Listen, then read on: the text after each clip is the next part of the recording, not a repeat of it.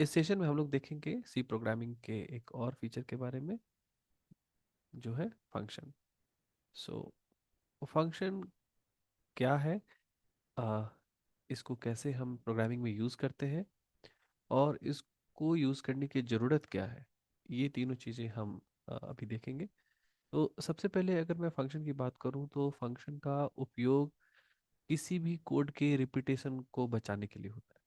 तो हालांकि अगर मैं लूप की बात करूं, सपोज अगर मुझे बार बार नंबर्स को प्रिंट करने हैं, सपोज हम मुझे सारे इवन नंबर प्रिंट करने हैं, even number from greater which is greater than 2 और 20 एंड लेस देन 50, अगर ये मुझे प्रिंट करने हैं तो मैं इसको फॉर लूप में यूज कर सकता हूँ।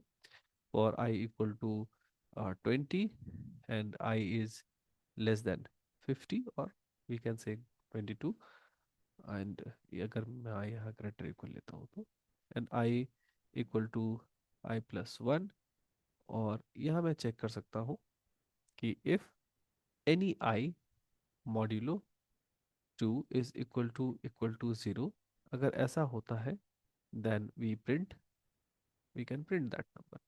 सो print F, we can print that number, that I, and that will be the end of our program. So ये प्रोग्राम क्या कर रहा है, हमें एक पर्टिकुलर रेंज में एक ही काम को हमें बार बार करना था। वो क्या काम है कि हमें चेक करना है कि कोई नंबर इवन है कि नहीं। तो इस काम को, ये जो पर्टिकुलर काम है जिसको मैंने यहाँ हाईलाइट करके रखा हुआ है, इस काम को हमें बार बार करना है। कितने टाइम्स? 30 टाइम्स हमें इस काम को रिपीट करना था। This work we need to repeat 30 times, तो इसलिए हमने फॉर लूप को यूज किया। बट द डिफरेंस इज कि ये 30 टाइम्स जो वर्क है ना, इसे हम रिपीटेडली, मतलब लगातार कॉन्टिन्यूटी में चेक कर रहे हैं। मगर बहुत टाइम पे हमारे पास ऐसे भी काम हो सकते हैं जो जरूरी नहीं है कि हमें लगातार कंटिन्यूटी में रिपीटेशन करना पड़े।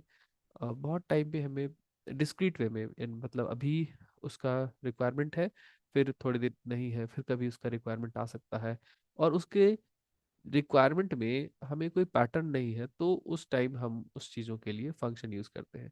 सपोज मेरे पास कहीं कभी भी कोई एक ऐसा एक्सप्रेशन है, या एज्यूम करते हैं कि हमें प्लस को डिफाइन करना है, सपोज प्लस एंड माइनस को हमें डिफाइन करना है, और किसी ने एक्सप्रेशन दिया A plus B minus C plus D minus E plus F plus G, suppose ऐसा कुछ काम दिया हमें, और इसे वो एक्स में रख रहा है।